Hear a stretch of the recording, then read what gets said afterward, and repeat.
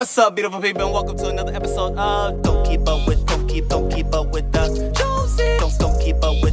Don't keep up with the Joneses. Don't keep up with the Joneses. Don't keep up with the Joneses.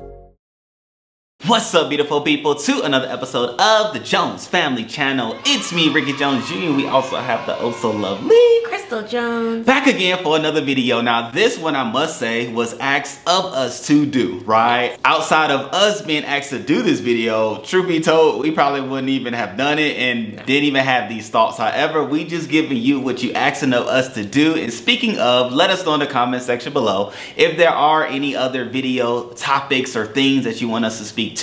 And just like we doing right now, we would do it specifically for you. So 5 things that the Republic of South Africa, or SA, can learn from USA, right? Which is where we are from and our expats from. And so we had to think. Yeah, right? I was gonna say we had to think really hard on this one. Like, okay, what? Yeah, like we worked for these 5. We did. And there's a bonus, right? Because y'all know we like to give above and beyond. And so the first thing, ladies and gentlemen, is the dining experience. Like, that's the category. We're going to talk about 3 things within it. The first thing is, because, you know, we go out to eat quite a bit as a family and we get to experience new things and different restaurants. And what I have come to realize and recognize is that the servers don't like to give suggestions to the food that they would recommend you to eat. Like, we're new here.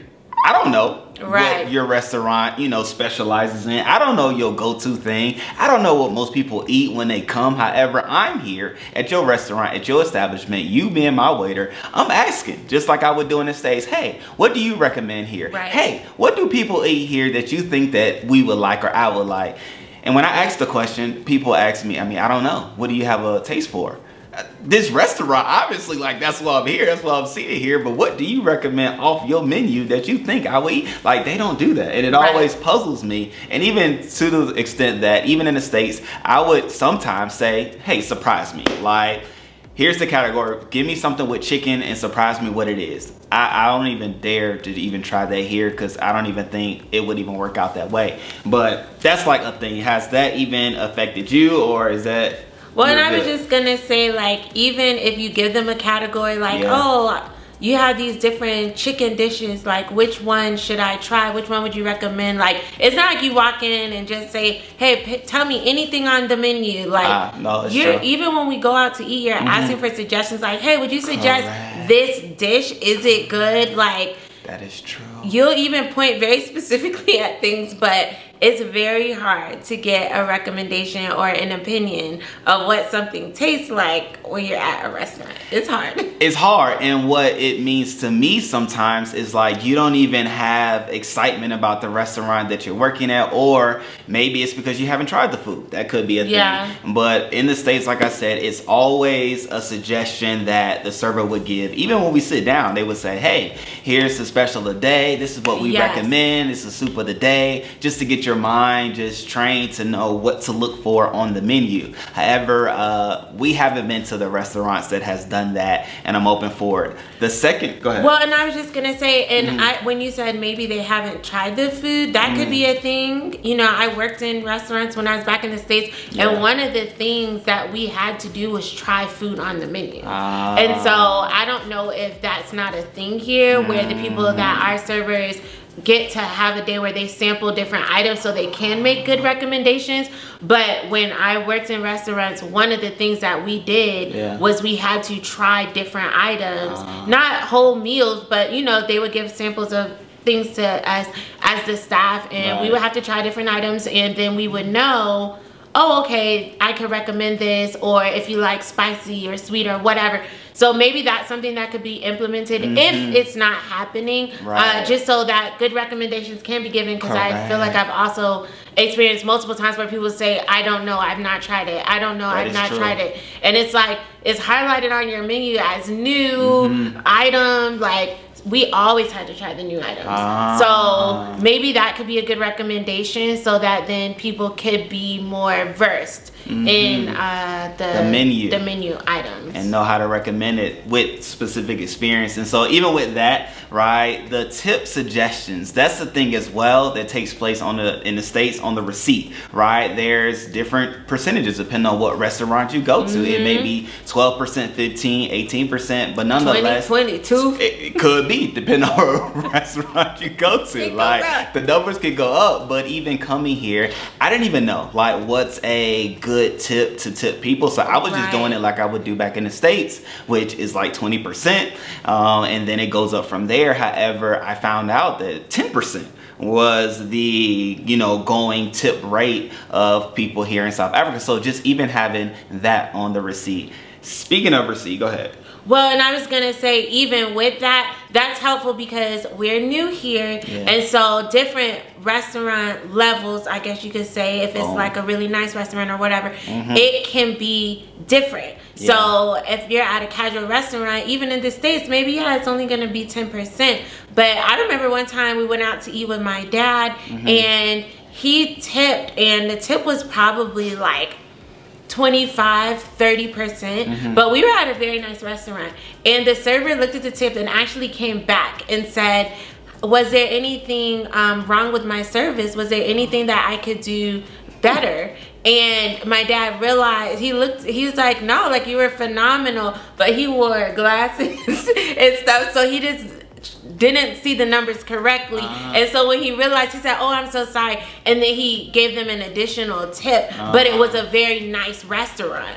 And so again, with us being new here, we don't know all the time what's the like super nice restaurant or different things, because food is more affordable here when you're eating out than what it would be in the States. And so it could be a very elevated restaurant here, but we're not even fully recognizing that because the food is still so much more affordable than it would be in the States. So that suggestion would be so helpful. Yeah. And the last thing that we would highly recommend that we have not come in contact with is the ability to split the checks while eating out in groups. Why? Because it's so much. It's a whole to-do as the check comes, and maybe you're eating with 3 different parties all on one check, and you trying to figure out what was yours, and then you also trying to make sure you put in the VAT tax and what other tax, and making sure you're tipping correctly and properly. And sometimes you go through the receipt and you don't get everything.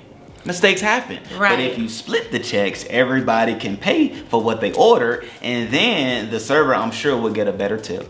I'm just gonna say it because it is what it is. It's simpler, and people like simplicity. And I was gonna say, even with that, it's definitely a lot easier when the checks are split. And so for us, a lot of times we're paying with cards. And so I don't know if it's the way that you all are paying that makes it like less necessary or whatever. But even then, for me, it's just easier if you split the check than if I'm dropping money to somebody's bank, and now you're still having to put all that on your bank card because now we sent the money to you. Even if you get the money instantly, I'd rather instantly get the money to the restaurant. Like, so I don't want to have to send all the money to one person at a table, and then they're putting all of it on their card to try to pay for everything. Or like Ricky said, accidents are happening. I forgot this item. Oh, we forgot the tax off. Maybe I want to tip a little more than you, but now the way the math is being done is just convoluted and confusing. When we say split the check, we mean when the server puts it in, they literally put in, like, let's say Ricky and I are splitting a check. We wouldn't because we're married, but let's say the 2 of us are there. The server will put in his item as if he's one table, print out his check, then put in my item as if I'm at a table, print out the check, bring us 2 separate checks, and then we both just pay however it is we want to pay, cash or card or whatever the options are, and then we pay. And there's no having to do math, figure it out, any of those things, because there's 2 separate checks. Now in the States, they will have limits. Sometimes they're not going to do more than 6 or 5 or whatever the number is, or even sometimes they charge a fee for splitting the check. But it's still just much more convenient. I'm the type of person, if I go out to eat with you, I'd rather just, as long as you're not doing anything excessive, just split it equal. Whatever the number is at the bottom, split it 2 ways, and we'll just do it that way. Because I don't want to have to go through and count all this up. It's annoying. It's so annoying. It is. Learn that. If you're liking what you're hearing, which I believe that you do, click this video to 250 likes. That's a goal, 250 likes. So go ahead and smash that like button as we continue in this video. The second thing that we would suggest and even bring up are the abundance of outlets in a room. In America, we have at least 2 to 3 outlets per room. Yeah, I mean, it can't get up to there. I mean, you know, I don't know, like maybe it depends on the home or whatnot, but I think 3 is a pretty safe number to say you can expect to have in your house or in your room. Like, but here, I think like one is usually the standard for like a space. And I don't get how you all are doing things electricity wise, but now we've even started to get like the extensions and things. Yeah, we've had to. And I feel like in our room, we do have 4 total. Oh. There's 4 total. However, the placement of them is not extremely conducive. So that's one thing, like that's a thing. But then also, obviously, you know how I feel about outlets in the bathroom. There it is. I knew it was gonna come up. There need to be outlets in the bathroom. Listen, people are alive and well in the States. People are not electrocuted like as often as you guys may think because of the outlets in the bathroom. So having an outlet in the bathroom would be really ideal. And then I would say the big thing for me is also the living room. With us putting up the Christmas decorations, I really was having to like think through things because it takes away from the beauty of the decorations if you have cords running through your house everywhere, like or your apartment. So I couldn't do a lot of things that I wanted to do just because I wouldn't have been able to light it up properly. So I would say even in the living room, there's only one. I think we only have like one outlet. There's 2 total, but one is like high. And I mean, I get it. I get why they put it up there, maybe for a TV. But outside of that, like we would literally only have one because the TV will block that one. So we will have one outlet for the whole living room space. And it's interesting. So we have like a corded area in our apartment, and that's just what it is. All the cords. So yeah, I would like for it to be more standard. I would say to have more outlets. Period. There it is. So now what I'm gonna do is when we go visit people's homes or look at homes and apartments, I'm gonna start counting outlets and just see if it's our building or if it's universal. I'm sure y'all gonna comment and let us know what your specific space is. However, number 3, great people. Oh my gosh. This was for the parents out there. Okay, y'all gonna feel our pain, and for the parents that are moving from the States, get ready to experience this pain. And it's because of a lack of camps during the kids' breaks during holiday.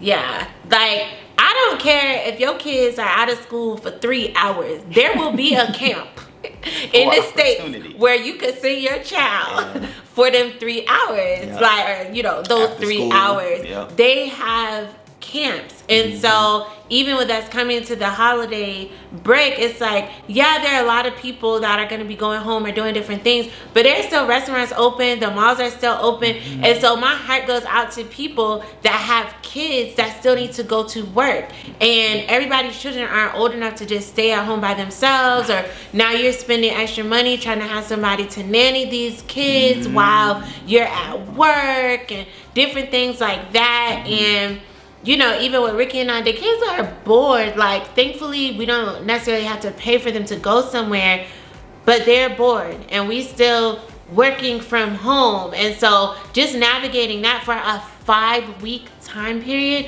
it's a lot. Yeah. And so, I mean, it's a thing. I'm like, so where are people sending their kids? Like, we know another couple from the States that found a camp that lasts 2 weeks. What is 2 weeks out of 5? You guys, camps.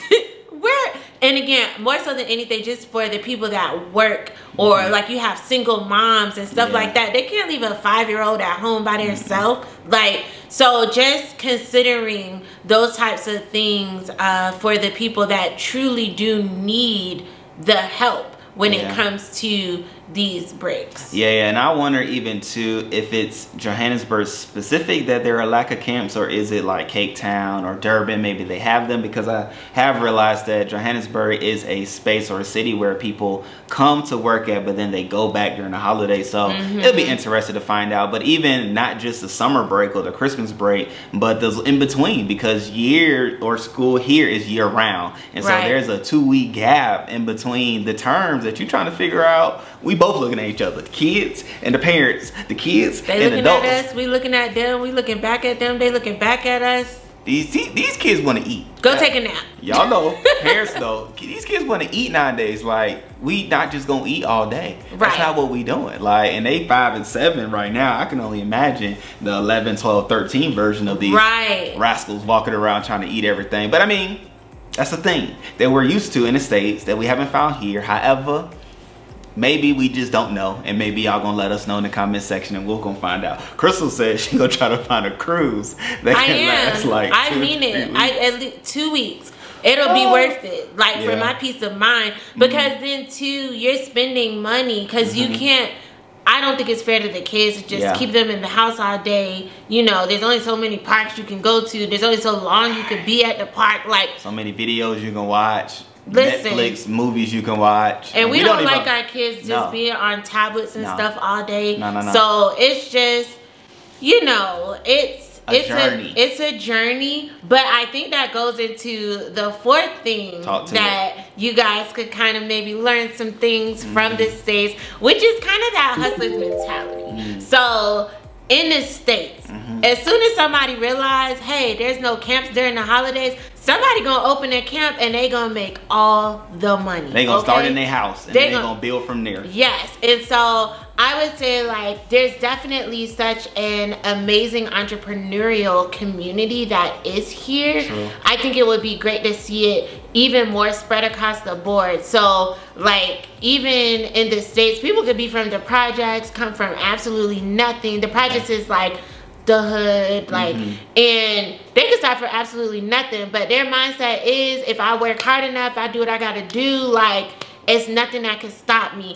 I was going to get my hair done, and the 2 ladies doing my hair were talking about how they want to start business. One of them want to sell hair, one of them want to sell clothes. I'm like, what's stopping y'all? Go down there to Dragon City, like, they got everything. And they're like, yeah, but you know. And so just that mentality versus that I'm gonna figure it out and I'm gonna go down there and make it happen mentality. Like, I think it would be really cool just to see that with a balance, that transition from the very laid back culture to that, I'm gonna make this happen culture. So finding that balance, I guess we can learn from each other a little bit in that one, because some people do too much in the States. They got 10 hustles, but you know, just really seeing that, because there's so much in the people of South Africa. They have amazing ideas, phenomenal individuals. So just if they were able to get more of that out, I think that would be awesome. No, I agree. And I was even thinking as you was talking, if you may be thinking, I want to do it, I just don't know where to start. Well, we can help, right? Email us, talk to us, and we may just start small groups, just build from there and just give ideas and thoughts that we have pertaining to various business ideas. Because even back in the States, the way we do it, we just figure it out. We started, we figured out. Some people may like, oh, I don't have 1, 2, 3, X, Y, Z. I don't have the business plan. I don't have, you know, the LLC or whatever. I don't have all these things, so they don't do. Well, no, sometimes you need to start and let that build itself. Let it come to a spot in a place where you need the business plans because you're trying to get a loan, right? Or you need all the other things, but just start. That's the key part about it. Start. Like, you have the idea, you have the thought, you know there's a need, you know that you can supply it. Start. And it's a phrase that I've heard quite a bit when we've tried to do different things business wise, and the phrase is no stress. Oh, every time I hear that phrase, it's like, boop, it lets the air out of the engine, the locomotive excitement engine that's before me. But I mean, it's all good. I'm also understanding that there is a culture here, right? And I know that it is cool sometimes to slow down. I know sometimes it is cool just to look at what's taking place. However, if you want to go out and get it, you should have the ability to go. And obviously, like I said, we're here to help. Just finding that balance. Like, sometimes no stress. Don't live a stressed life, but do what needs to be done. At the same time. Please believe, I was sitting in that chair for like 5-6 hours getting my hair done. By the time I left, they had an executable plan. You need to do this and this. You can do this and this. Oh, I don't have the money, baby. This is how you do it. You do this. I gave them plans. I'm gonna stop back by just to see. Girl, did you do it? There it is. Did you do it? Because I'm also a checker-inner. So you need that. That's that accountability partner. Yes. And so it's just like, but there are ways, but again, just that hustle mentality is the type that always thinks, okay, if this not gonna work, can I do it this way? If this not gonna work, that ability to pivot and just figure it out and get it done. Correct. And even as you were talking, I was thinking of a brother that I'm close with here, and he been wanting to start a podcast for the longest. I'm like, what's stopping you from doing it? You have a phone, it can hear you. Just talk into it and go from there. Well, I don't have this, I don't have, bro, just go and start, and the rest will take place in time, right? And so, you know, I think we said enough, but just know, if you desire to have that mentality or desire to go and get it, we can be here for you. We can start something and go from there, and we can we know it'll be great. We know it'll be great. However, you have something you want to say to it? No, I was gonna say the next one. Okay. Yeah, the next one is funny because we said no stress, because I am low-key feeling stressed about this next one. Moment of silence for the stress. Because y'all feel it too once we say what it is. I genuinely try not to think about it, but it is the postage experience. My Lord. I don't know what's happening with the postage here, but you order things, you have it sent to a certain address, they send it somewhere else because I guess that's what they felt like doing that day. Maybe. I have an item that is stuck in customs right now. Yeah. My heart, I want my item so badly, but it is stuck in customs, and they're emailing me, and I'm emailing the company, and the company's emailing them, and it's a whole runaround. A mess has been happening for like 2 weeks now with my item stuck in customs, and then they're telling me they might charge me this random amount of money for the amount of time that it's been in customs and being inspected. And I'm like, first of all, how much? How much is that? Like, how much is it going to cost? Because I already had to pay to get my other stuff, even though my mom already paid to get me the stuff. Like, it's so convoluted and confusing. And it's not even that, it's just with, they said at first it was just with the post office, but it's not even just with the post. These people use FedEx, like, so I'm really just like so genuinely confused at what's happening with the postage. This situation is making me not want to like have anything else mailed to me here. It's that stressful. And so just the cost to ship stuff here, the import fees are wild, and then the fee to get your stuff out after you've already paid for shipping, like that's, I don't understand that. Like, them acting like they never have your package. Like, y'all said that it's because you're trying to keep your stuff. Like, that's just annoying. The fact that I put an address for you to ship it to and you decide to ship it somewhere else just because. Houseway. That's annoying. Like, there's so many things with the postage that I just don't understand. I see now why a lot of people say, oh, I just don't get mail. Like, I don't get it. So, postage, y'all can learn from how the postage situation is working in the States. In the States, I'm pretty sure, like, you don't really just get to keep people's stuff if they don't claim it. They have to mail it back.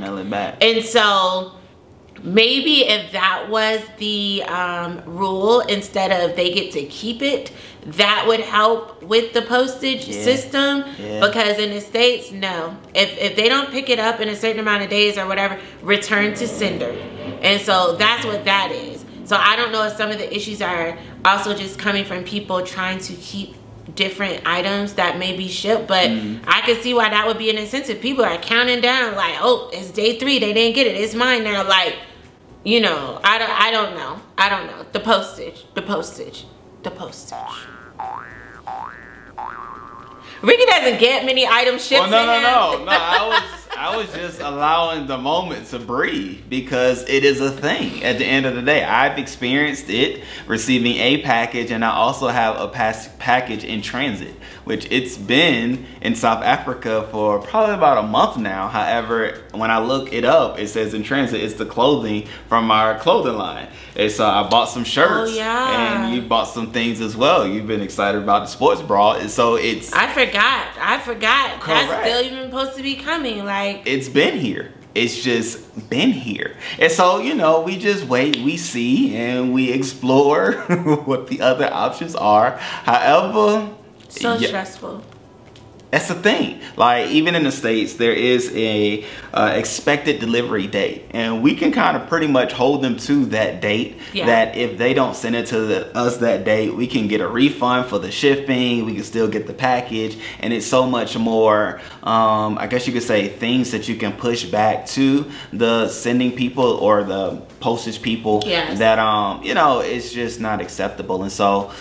Let's tie that up. Let's get that together because, you know, fun times, good times, unless you can't get your package. But nonetheless, a bonus, because y'all know we like to give above and beyond and make sure that you get the full scope of things. And this is a fun one to dance around, to talk about, because it is about the bribing system pertaining to the cops, the people that pull you over. Now, one of the things that I even want to talk about is the very fact of you don't always know who are the cops, because there are some like traffic stops, there are some like stops and things that I'm questioning, is this the police or is that the police? I recognize there are the police cars with the orange bottoms, and there's the police cars without the orange bottom. Out the orange bottom on the bottom of the car.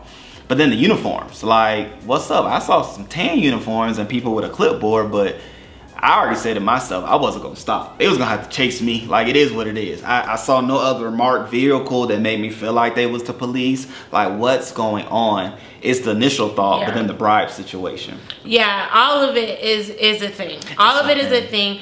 And I know, like, some people are like, just pay the bribe. But it's illegal, and then especially for Ricky and I living here as guests in South Africa, we could be deported for, you know, participating in any illegal type of activity.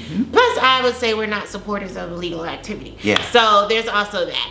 It's so foreign to us to think about bribing the police. That's not a thing. Like, especially on the street. Now, it could be some things if you own some high level mob type activities, but we obviously not them people. Regular over here. You know what I'm saying? Just doing it on the street in the broad daylight. That's the thing.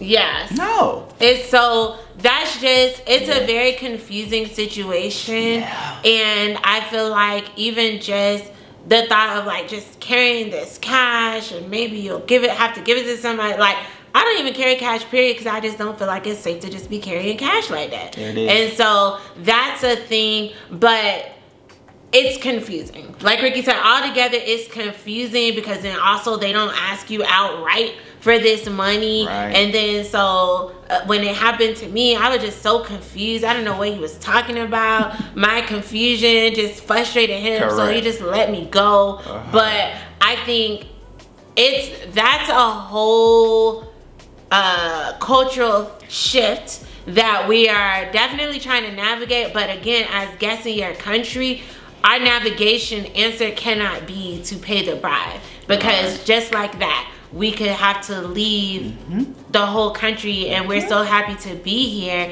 So that's not a solution for us. So like Ricky said, understanding who the police are, understanding what they want when they pull you over. Like, Ricky got pulled over for touching the yellow line while he was driving. Then the police just walked off, so the stop ended so abruptly, but he never said you can go now. Like, so it's just like how it all happens is just very loose. Yes, it's very loose. It's loose, but in the States it's clear, right? When you're pulled over, you're told the infraction. Hands on the steering wheel. because we know who we are, what we look like. We giving licenses or whatever, whatnot, showing insurance, registration. Like, none of those things took place. My man asked me, what was my name? Where was I from? Let me see the license. I showed him those things. He said some things. I didn't understand what he said, and he walked off. But I mean, just. In the States, they dismiss you, basically. Like, when it's the end of the traffic stop, after you get your ticket, or if they give you a warning or whatever, because they don't necessarily always give you a ticket. Sometimes they just say, hey, you need to slow down, don't do this again, go ahead and go. But they let you know you can go. Like, here it's just, oh, it's over now? Correct. And you nervous. You nervous to pull off. Because in the States, God forbid you pull off and it's not over. Now you gotta chase. Now they chasing you. They calling it back up. It's helicopters. It's a movie. It's a show. And once you finally stop again, I hope the best for you. I don't even know what it's gonna turn out to be. However, here we just don't know. And so just cleaning those things up, clearing those things up, as well as y'all know, we just not them bribe people, so it is what it is. Give us a ticket, we're gonna pay the ticket, and we'll go about our way that way.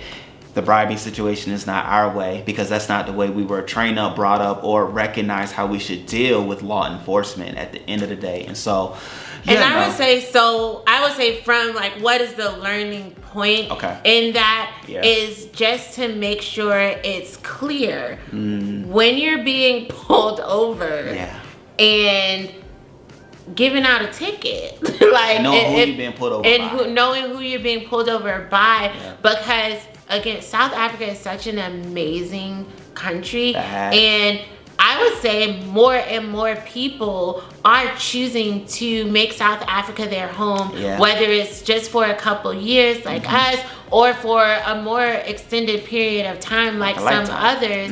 Like, and so people need to know how to navigate when they're new here.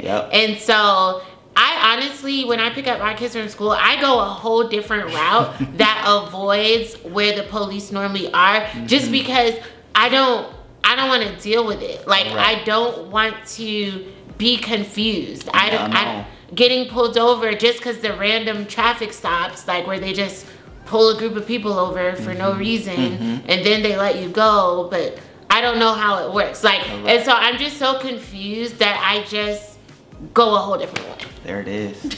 There it is. And that's what takes place, right? And even for the people that made it to the end, I know you probably was thinking we was going to say something about load shedding. I know you thought we was going to say something about the water, but I mean, it is what it is, right? And people are dealing with the things that they're dealing with. And so, you know, it is what it is, because load shedding is a thing that takes place around the world, as well as water outages and water shortages takes place around the world. And so I believe that each and every country is dealing with it the best way they know how. Therefore, we didn't specifically touch on it because of our thoughts pertaining to it. So with that being said, great people, of course, we love you, we love you, we love you, and thank you for watching it thus far.